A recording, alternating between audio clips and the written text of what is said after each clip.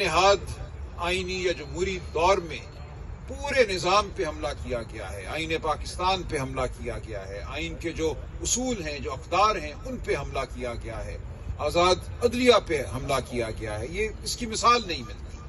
آپ کو ضیاء الحق کے تاریخ ترین دنوں میں جھانکنا پڑتا ہے مثال ڈھونڈنے کے لیے.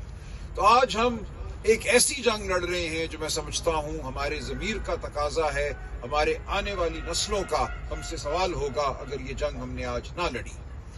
تو یہ الیکشن اسی جنگ کی ایک کڑی ہے. یہ کوئی صرف فیصل ملک کا الیکشن نہیں ہے، یہ صرف پی ٹی آئی کا الیکشن نہیں ہے. میں سمجھتا ہوں پاکستان کی تاریخ میں جو کشمکش رہی ہے 78 سال سے جمہوریت اور فسطائیت کے درمیان، قانون اور لاقانونیت کے درمیان، یہ اس کا ایک مارکہ ہے.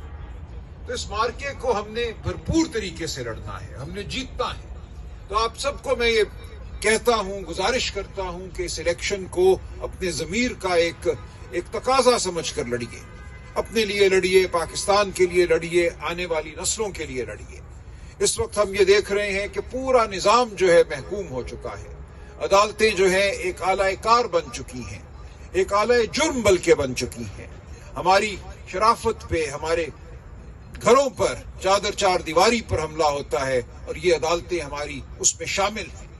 ہم بیلوں کے لیے جاتے ہیں، ہم پہ ناحق مقدمے بنتے ہیں، ہم پہ ٹرائل ہوتے ہیں. ایک مذاق خیز طریقے سے لوگوں کو سینکڑوں کی تعداد میں سزائیں دی جاتی ہیں، 5 سال، 10 سال، 20 سال، ریوڑیوں کی طرح یہ سزائیں بانٹی جا رہی ہیں.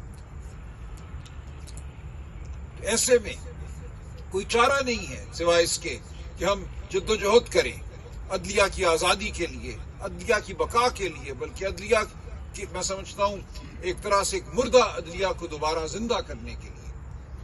ہم نے جو دیکھا ہے پچھلے 2، 2.5، 3 سالوں میں، اس کا تصور میں نہیں کر سکتا تھا، اور اسی لیے آج میں آپ کے سامنے حاضر بھی ہوں.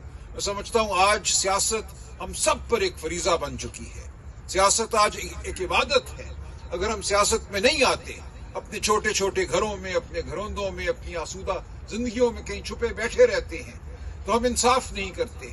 اس علم کے ساتھ، اس کالے کوٹ کے ساتھ جو ہم نے پہنا ہوا ہے، ہم پہ باقی معاشرے سے زیادہ میں سمجھتا ہوں ذمہ داری ہے اس جد و جہد کو آگے بڑھانے کی. کیونکہ ہم سمجھتے ہیں کہ قانون کیا ہے، ہم سمجھتے ہیں کہ قانون کو جب ناپید کر دیا جائے تو معاشرے پہ اس کا کیا اثر ہوتا ہے. یہ سب کچھ جانتے ہوئے اگر ہم خاموش بیٹھیں یا ہم تاریکی کی طاقتوں کا ساتھ دیں تو یہ بہت بڑا ظلم ہے. اپنے نفس کے ساتھ ایک بہت بڑا ظلم ہوگا یہ.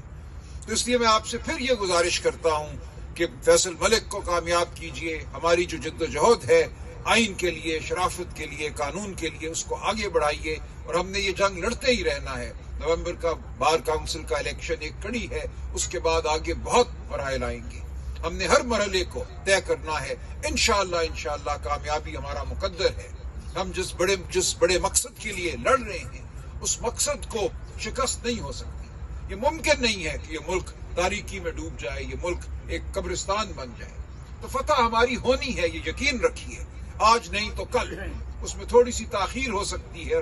تاخیر بھی اسی لیے ہوگی اگر ہماری ہمت، ہمارے عمل میں کوئی کوتاہی ہوئی.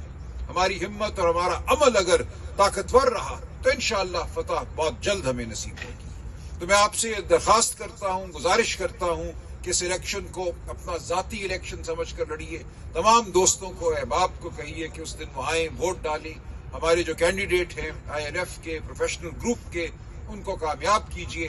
اور انشاءاللہ پاکستان میں آئین اور قانون کی بحالی میں اپنا رول ادا کیجیے. بہت شکریہ، بڑی مہربانی.